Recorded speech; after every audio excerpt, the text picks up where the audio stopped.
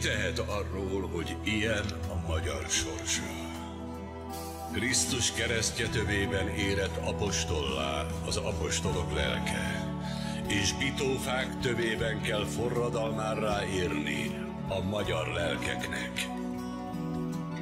A mai világ a sátán világa, ahol a becsületért bitó, az árulásért hatalom jár.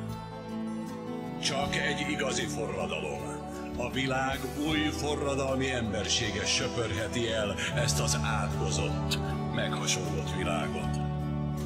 Szolgáltam, mindig csak szolgáltam, és halálommal is szolgálni fogok. Forrón szeretett magyar népem és hazám, tudom, megértik ezt a szolgálatot. Isten adta a szívet, lelket nekem, amely népem és hazám szolgálatáért lángolt. De rettenetes volt most az elmúlásra gondolni, ha semmit sem tettem volna az életemben.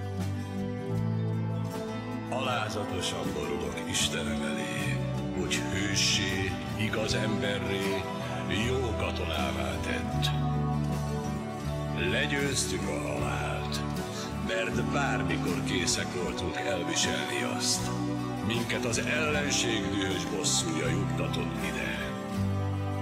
Nem sokára Isten legmagasabb ítélőszéke elé állok.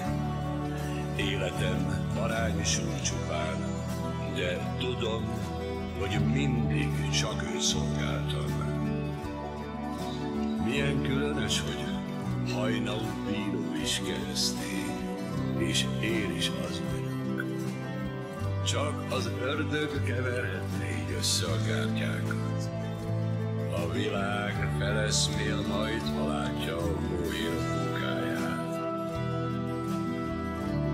Krisztus keresztje és a bitófa, oly rokon, és az isteni áldozat mellett, oly törpe az én áldozatom.